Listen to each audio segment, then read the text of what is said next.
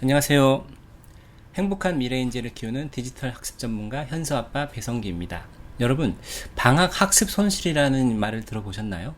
우리나라에서는 이게 용어가 아닌데 미국에서는 이 방학 학습 손실이라는 게 학술적 용어더라고요. 그래서 서머 러닝 로스다, 서머 슬라이드다, 뭐 브레인 드레인이다, 뭐 이런 굉장히 다양한 용어로 정의가 되어서 1906년부터 연구가 되어 오고 있다고 합니다. 특히나 미국 같은 경우는 우리나라처럼 사교육이 발달하지 않았기 때문에 소득 격차에 따라서 이 학습 손실도 더 커진다고 하는데요. 미국의 한 연구단체에 따르면요, 7,500개 지역에서 1,800만 명 대상으로 조사를 해보니 이들 중에 52%의 학생이 평균 39% 정도의 학습 손실이 있었다고 합니다. 그러니까 지난 학기에 배웠던 그런 학습 내용 중에 39%를 이 학생들이 다 잊었다는 거죠.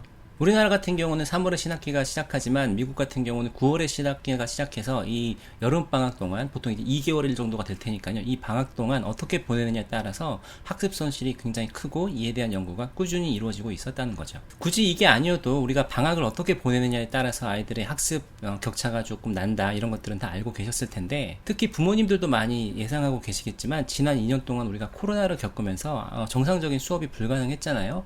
이로 인한 학습 격차는 더 커질 것이라고 이제 전 세계 국제기구에서 많이 보고를 하고 있습니다. 여기 월드뱅크의 보고를 보시면요, 폴란드에서는 한 26주 정도, 최대 26주 정도 이제 학교가 폐쇄가 됐었는데 26주 동안 학교를 못 갔을 때 학습 격차가 1년 정도가 차이가 난다고 하고, 이 학습 손실로 인해서 1인당 평생 소득이 7만 달러, 한 9천만 원 정도 이제 줄 거라고 예상을 하고 있습니다. 그래서 제가 오늘 말씀드리고 싶은 것은, 방학을 어떻게 보내느냐에 따라서 학습 손실이 더 발생하기도 하지만 방학을 어떻게 보내는지가 또 여기에 대한 솔루션이 될 수도 있다는 것이죠. 네, 그러면 방학을 어떻게 보내는 게 좋을까요? 여기에 대한 이제 미국 하버드 교육대학원의 연구 보고서가 있어서 이거를 조금 소개해 드리도록 하겠습니다. 네, 이 하버드 교육대학원에서 연구한 그 결과를 쓴 이 글을 보면요, Summer learning happens at home 이라고 되어 있습니다. 그리고 New research suggests it's family involvement, not camp or trips, that keeps kids primed for learning all summer. 그러니까 방학 동안 아이들의 그 학습 손실을 적게 하는 것은 캠프나 트립이 아니라 가족과 함께 보내는 시간을 어떻게 보내느냐에 따라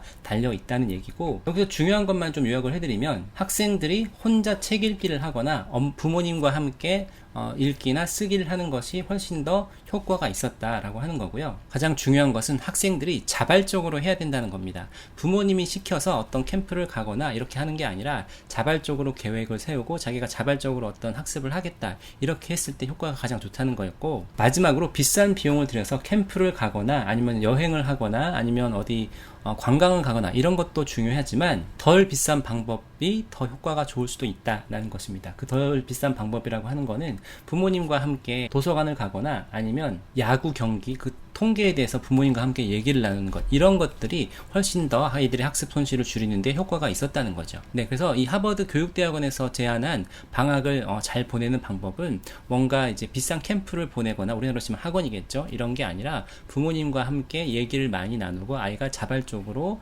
뭔가 학습을 하는 것, 그러니까 계획을 세워보고 거기에 맞게 스스로 학습을 하는 게 가장 좋은 거라는 겁니다. 방학 동안 아이의 자기주도 학습력을 길러주는 것이 중요한데요. 그래서 저희 현서가 사용하는 교재 완자 공부력을 좀 소개해 드리려고 합니다. 완자 공부력은 초등 아이를 공부로 이끄는 힘으로 공부를 어려워하는 아이들을 공부로 이끌어주는 교재인데요. 아이들에게 공부하는 방법과 재미를 알게 하고 학부모에게 공부시키는 방법을 알게 하여 아이들에게 자기주도 학습력을 길러준다고 합니다. 특히 공부의 기본이 되는 초등 필수 역량을 길러주는데요. 교육부에서 제시한 초등학생이 꼭 익혀야 하는 학습 역량인 기초 학습력과 교과 개념을 스스로 이해할 수 있는 교과서 문해력을 길러준다고 하네요. 특히 완자 공부력은 라인업이 세분화되어 있어서 원하는 학습 역량을 모두 기를 수 있는 것이 장점인데요. 기초학력에는 어휘력, 독해력, 쓰기력, 계산력을 길러주는 교재와 교과 개념을 이해할수록 도와주는 교과서 문해력 교재가 있습니다. 수학 문장제 기본이 이번에 출간되었는데 나머지 교재는 24년부터 출간된다고 하네요. 특히 자기주도 학습력을 기를 수 있도록 하루 4쪽 구성으로 되어 있는데요. 가볍게 공부하면서 스스로 공부하는 습관을 기를 수 있는 것이 특징입니다. 댓글 교재 증정 이벤트도 진행하고 있으니 더보기 내용을 참고해주세요. 네, 이 많은 미국의 연구 결과에서 보면 저소득층에서 더 많은 학습 손실이 발생한다 이러고 있지만 정작 중요한 거는 많은 돈을 써서 아이들한테 뭔가 좋은 캠프로 보내주는 게 아니라 부모가 아이와 함께 더 많은 시간을 보내주고 스스로 학습할 수 있도록 이렇게 안내를 해주는 게 가장 중요하다는 거죠. 사실 뭐 이거 우리가 다 모르는 건 아니지만 이게 잘 안 되는 게 가장 문제죠. 네, 그리고 제가 오래전에 아주 인상 깊게 봤던 그 영상이 하나가 있습니다. 네, 세바시에서 이범 교육평론가님께서 하신 강연인데 강연의 제목은 한국 학생이 겪는 3대 공부 위기라는 강연입니다. 여기서 굉장히 재미있는 얘기를 많이 하시는데요. 공부에 가장 필요한 게 동기와 기술과 노력이라고 얘기를 하시는데 여기서 한국 학생들은 공부 기술이 굉장히 부족하다고 합니다. 네, 그러면서 이제 내세우시는 근거가 피사 테스트라고 아시죠? 전 세계 2학년 학생들의 이제 학업 능력 성취도를 평가하기 위해서 보는 시험인데 여기서 보면 우리나라와 핀란드가 항상 1, 2위를 다퉜습니다. 근데 문제는 이제 학생들이 공부하는 시간인데 우리 한국 학생들은 이제 50시간을 주당 평균 공부를 한다는 거고 핀란드 학생은 30시간만 공부했는데도 이제 그런 성과를 보인다는 거죠. 그러면서 우리나라 학생들이 이제 공부 기술이 굉장히 떨어진다 이런 얘기를 하시는데 그 공부 기술이 떨어지는 이유 중에 하나로 이제 학원, 특히 이제 종합반을 얘기를 하십니다. 이 종합반에 다니기 시작하면 학생들이 스스로 공부 계획을 세울 필요가 없고 오히려 세워서는 안 된다고 하죠. 학원에서 선생님이 세워진 계획대로 아이들이 이제 공부만 하면 되기 때문에 당장 학원에 다닐 때는 이제 효과가 나오지만 나중에 스스로 공부를 해야 되는 경우에는 이게 효과가 떨어진다고 하는 겁니다. 네, 그리고 실제로 학생들이 이 공부의 기술을 키우는 시기는 이제 중학교 때부터가 되고 초등학교 때는 공부의 습관을 기르는 게 굉장히 중요하다고 얘기를 하십니다. 이거는 부모님들이라면 누구나 우리 아이가 자기주도적인 학습자가 되길 바라지만 사실 학원에 맡겨놓으면 자기주도 학습이라기보다 학원주도 학습이 되는 거고 아이들이 이제 계획을 세우거나 자기가 스스로 공부하는 방법을 터득하기가 어렵다는 거죠.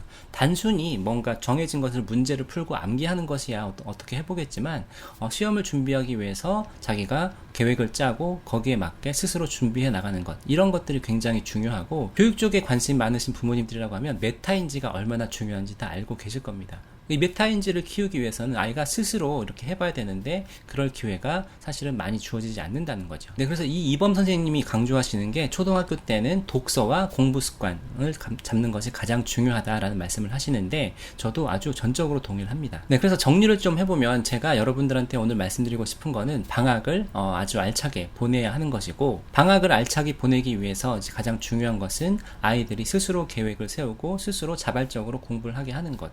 학원을 엄마가 정해준 학원을 이렇게 다니는 게 아니라 그러면 아이들이 공부 계획을 세우고 해보기 위해서는 가장 필요한 건 뭘까요? 저는 그게 바로 이제 플래너를 써보는 거라고 생각합니다. 네, 저희 초등학교 5학년 딸 현서도 이렇게 플래너를 쓰고 있는데요. 사실 현서가 처음 플래너를 썼던 것은 작년 11월입니다. 모 프로그램에 참여를 하면서 이제 플래너 쓰는 거를 이제 다른 친구들과 함께 해봤는데 사실 그때 과정을 마치고 나서도 현서가 이렇게 플래너 쓰는 것을 꾸준히 하지는 못했어요. 저 같은 경우도 회사 다니고 한참 지나고 나서야 이제 플래너를 썼던 것 같은데 초등학생들이 사실 플래너 쓰는 거는 쉬운 건 아니죠. 그러다 보니까 현서가 이제 쓰기 싫다는 걸 제가 억지로 쓰게 하진 않았었는데 현서는 이제 플래너를 쓰기 시작한 계기가 두 가지가 있습니다. 한 번의 계기는요, 아이가 일요일 밤만 되면 항상 이렇게 억울해하는 겁니다. 그러니까 주말 동안 이게 막 자기가 하고 싶은 대로 논 것도 아니고 그렇다고 이제 공부를 막 한 것도 아니고 이러다 보니까 그게 굉장히 괴로웠나 봐요. 그래서 한 번은 제가 현서한테 현서야 너 주말 동안 할 일에 대해서 플래너로 써보는 게 어때? 그래서 네가 하고 싶은 거 다 어느 정도 하고 나면 나머지는 다 노는 거야. 그러면 기분이 좀 좋아지지 않을까? 라는 제안을 했는데 현서가 한번 그렇게 했는데 진짜로 일요일 밤이 돼도 예전처럼 그렇게 뭐 후회스럽거나 이러지 않은 거예요. 왜냐면 자기가 할 것들을 다 정리를 해봤고 거기서 해야 될 것들 뭐 공부와 관련된 것들이겠죠. 이런 걸 다 하고 그 다음에 남은 시간 또 충분히 논 겁니다. 그러니까 이제 일요일 밤이 돼도 기분 좋게 이제 잠을 자고 이제 내일 학교 갈 준비를 할 수 있었던 거죠. 그리고 또 하나는 현서가 굉장히 하고 싶은 취미가 생겼습니다. 이건 뭐 사적인 거기 때문에 밝힐 수는 없고 그거를 하기 위해서는 자기가 할 걸 다 했었어야 됐거든요. 그전에는 시간을 그렇게 효율적으로 쓴다라는 생각을 못 했었는데 자기가 좋아하는 그것을 하기 위해서 이제 해야 되는 일들을 조금 더 체계적으로 시간을 효율적으로 활용할 수 있었던 거죠. 그러면서 이제 플래너를 쓰는 게 어느 정도 습관이 잡혔는데 여전히 플래너를 쓰는 게 초등학생들한테는 쉬운 건 아닐 겁니다. 그래서 이런 방학 같은 게 굉장히 좋은 기회가 될 거라는 거죠. 네, 그래서 제가 현서와 플래너를 써보고 몇 가지 요령을 좀 말씀을 드리면, 가장 중요한 것은 엄마나 아빠가 이제 써주는 게 아니라 아이가 할 것을 다 정리를 해보는 겁니다. 그러니까 처음부터 완벽하게 할 수 없고요.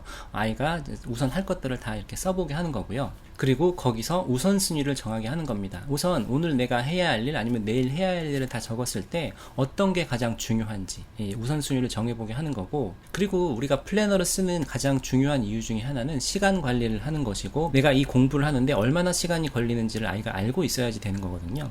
그래서 자기가 예상하는 시간을 거기 옆에다가 이렇게 써보게 하는 겁니다. 아이가 여기까지만 이제 플래너를 작성하면 그 다음에 이제 플래너에 맞게 하루를 보내면서, 중요한 것은 과제를 하나를 했을 때마다 이렇게 체크를 하게 하는 겁니다. 이게 사실은 또 굉장히 성취감을 느끼는 부분이기도 하거든요. 아이들이 스스로 계획을 세웠고 그 계획 세운 거를 할 때마다 하나씩 이렇게 체크를 했을 때 아이들이 또 성취감을 느끼고 거기서 더 잘할 수 있다, 이런 자존감도 높아지는 계기가 될 거예요. 한 가지 추가적인 팁을 말씀드리자면, 이렇게 체크를 많이 하려면요, 과제 하나를 쓸 때 이제 큰 덩이로 이렇게 쓰는 게 아니라 조금 더 세부적으로, 예를 들면 오늘 문제지를 푼다 이렇게 했을 때 수학 문제지를 푼다 이렇게만 쓸 게 아니라 수학 문제집 몇 페이지를 푼다 이렇게 하는 거죠. 풀어야 하는 문제집의 페이지 수가 이제 적으면 상관이 없겠지만, 많은 경우는 이걸 하다가 중간에 못 할 수도 있잖아요. 그러면 체크를 하기도 못하고 이제 안 하기도 못한데, 그러지 말고 한 뭐 3-4페이지 정도로 이렇게 분류해서 체크리스트를 만들어 놨을 때 아이들이 그거를 완수했을 때 이렇게 체크를 하는 것 자체가 아주 큰 도움이 될 겁니다. 초등학교 5학년 현서한테도 어느 정도 이제 플래너를 쓰기까지 굉장히 시간이 걸렸고 쉬운 게 아니었거든요. 현서의 인터뷰를 잠깐 한번 보실게요. 현서 요새 플래너 쓰는 거 어때? 그냥 솔직히 말해서는 가끔씩 이렇게 시간 쓸 때가 있거든. 이렇게 뭐 10분, 뭐 1시간 이렇게 적어 놓을 때가 있는데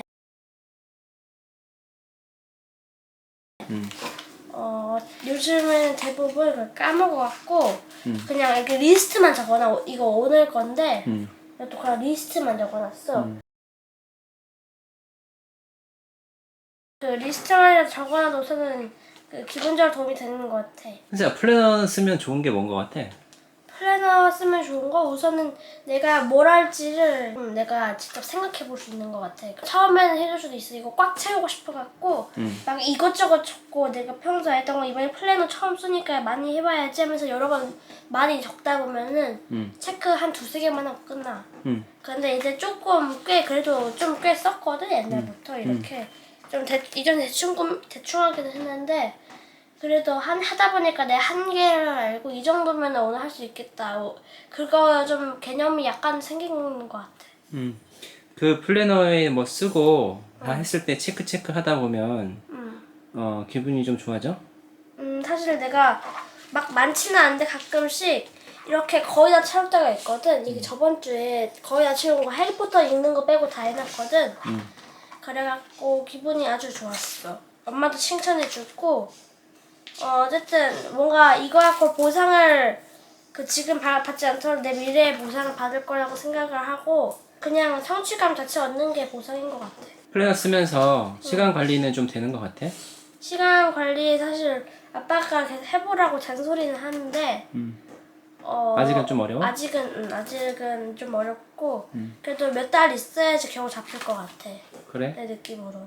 주말에 너 힘들어 했었잖아. 시간을 너무 허투루 보낸 것 같아서 막 일요일 밤만 되면 막 울었잖아. 억울해서. 논 것도 아니고 뭐 다 한 것도 아니고. 근데 플래너 쓰면서 좀 달라졌어? 주말에 내가 하고 싶은 거를 좀 적어놓거든. 뭐 예를 들어 오늘은 뭐 젤난 30분을 할 거다, 1시간을 할 거다, 아니면 영화를 뭐 1편 볼 거다, 2편 볼 거다, 뭐 5편 볼 거다, 10편 볼 거다, 그런 거를 써놓고 그걸 꼭 지키거나 하지는 못하더라도 원하는 대로 하라고 해. 내가 가장 효율적으로 공부할 수 있고 효율적으로 쉴 수 있는 시간을 생각하는 과정에서 또 시간 개념이라든지 좀 더 깔끔함이 생기는 것 같기도 하고. 그래서 플래너를 앞으로도 꾸준히 계속 쓰고 싶어? 응. 너 이번에 플래너 쓸 때 보면 완자 공부력 많이 하고 있잖아. 왜 그렇게 했는지 하고 도움이 좀 되는지가 궁금해. 우선은 내가 한국사가 자신이 없었거든. 또 한자는 내가 진짜 못하는 거거든. 이거 2개가 제일 도움이 됐던 것 같아. 뭐 어휘나 독해는 재밌기는 한데 약간 쉬운 것 같기도 하고. 그거를 지금 너 하루에 그러면 몇 개를 푸는 거야? 하루에 여기서는 4장이 내 쪽이라 나와 있거든. 20일 동안 하는 거라는데 나는 나는 하루에 2쪽을 풀어. 왜냐면 난이도는 높지 않은데 내용이 많고 하다 보니까 그 읽고 내가 기억하는 시간이 좀 걸리고 그래서 내가 그거 외에 할 게 좀 있으니까 그래서 나는 하루에 2쪽만 풀어. 하루에 2쪽 6개를 다 하는 거야? 지금? 이게 6개 다 풀고 있고 수학은 사실 규칙적으로 푸는 게 쉽지가 않아요. 왜냐면 내가 다른 걸 풀고 있는 게 있는데 대신 이거는 연산인데 이거는 또 이거대로 도움이 돼.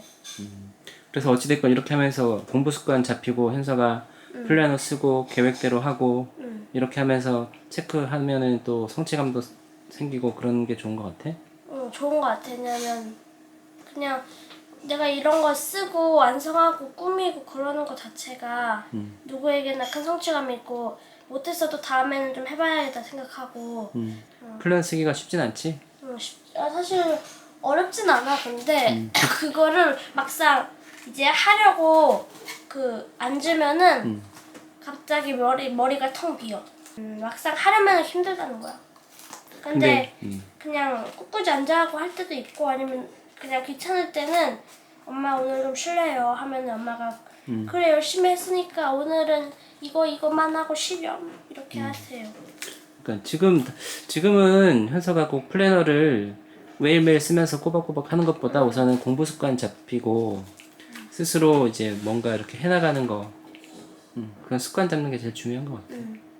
잘하고 있어. 이렇게 보셔서 아시겠지만 현서 플래너에도 굉장히 할 것들이 많지만 사실 하나하나가 그렇게 시간이 많이 걸리는 것들은 아니고 이렇게 시간이 많이 걸리지 않는 것들을 완수하고 체크를 하다 보니까 성취감이나 자존감이 더 높아지는 것 같습니다. 그래서 제가 마지막으로 말씀드리고 싶은 이 플래너를 하실 때 주의하실 점은 아이들이 쉽게 할 수 있는 것들, 습관을 잡는 것들을 해주시라는 거죠. 현서 같은 경우는 완자 공부력 문제집을 지금 6개를 풀고 있는데 이걸 보시면서 저걸 어떻게 하루에 다 하나요? 라고 하실 수 있지만 사실 이렇게 6개의 문제집을 다 풀려니까 원래는 4페이지씩 푸는 게 제한된 거지만 그거를 다 하지 않고 이제 어떤 것들은 2페이지 정도씩만 하기도 하고요. 중요한 것은 자기가 이렇게 계획을 세우고 습관을 잡아서 해보는 거라는 거죠. 네, 오늘은 그래서 방학을 어떻게 보내느냐에 따라서 아이들의 교육 격차에 굉장히 큰 영향을 미칠 수 있다는 것에 대해서 말씀을 드렸고, 네, 오늘 영상을 보시면서 방학을 어떻게 보낼지에 대해서 한번 생각해 보시는 기회가 되셨으면 좋겠습니다. 네, 물론 부모님들이 이제 다 일을 하시면서 맞벌이 가정인 경우는 학원에 의존할 수밖에 없긴 하겠지만 학원에 의존하더라도 아이가 최소한의 계획은 자기가 스스로 세우고 그리고 부모님이 시간이 되실 때 뭐 주말이나 이럴 때라도 같이 아이와 함께 뭔가 다양한 활동을 하시는 게 학습 손실을 최소화할 수 있는 방법이라는 걸 꼭 잊지 마시고 이번 방학을 계기로 아이들이 스스로 공부 계획을 세우고 습관을 잡아갈 수 있는 이런 기회로 한번 꼭 삼아 보시기 바랍니다. 그러기 위해서 이제 플래너를 작성을 하고 완자 공부력 같이 이제 매일 4쪽씩 풀면서 공부 습관을 잡을 수 있는 부담스럽지 않은 교재들로 우리 아이들이 자기주도 학습을 할 수 있는 그런 능력을 이번 방학 동안 꼭 키워줘 보시기 바랍니다. 그러면 오늘 영상도 끝까지 봐주셔서 감사하고 다음 영상에서 또 뵙겠습니다. 감사합니다. 안녕.